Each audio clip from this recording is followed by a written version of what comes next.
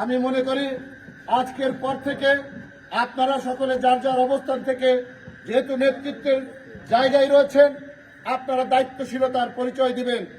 আর যারা সামনে রয়েছেন তাদেরকে বলবো, আপনারা ধৈর্য সহকারে আপনাদের যদি বিগত দিনের আচরণে কেউ কষ্ট পেয়ে থাকে, কেউ যদি দুঃখ বেদনা পেয়ে থাকে, আপনারা তাদের কাছে দুঃখ প্রকাশ করবেন আপনাদের আচরণে, যদি সেরকম কোনো বিষয় থাকে। কারণ আজকে ঐক্যবদ্ধ হবার সময় এসেছে আমাদের। আগামী দিনগুলোতে আরো হয়তো কঠিন সময় আমাদের পার করতে হবে। আমাদের বিএনপির ভারপ্রাপ্ত চেয়ারম্যান জনাব তারেক রহমান বলেছেন, আপনারা হয়তো দিবা স্বপ্ন দেখছেন এই আওয়ামী লীগ সরকার যাওয়ার পরে ক্ষমতায় মনে হয় বিএনপি এসে গেছে। বিষয়টি সেরকম নয়। আমাদের আরো কঠিন পথ পাড়ি দিতে হবে।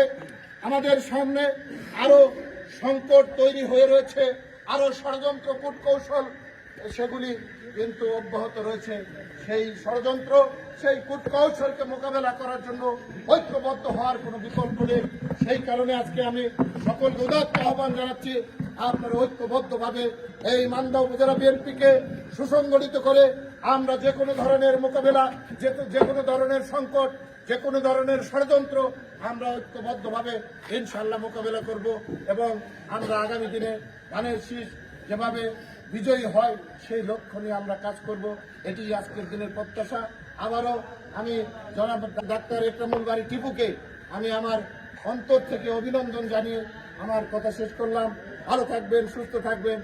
আল্লাহ পাক সকলকে হেফাজত করুন। আমার জন্য দোয়া করবেন। আসসালামু আলাইকুম।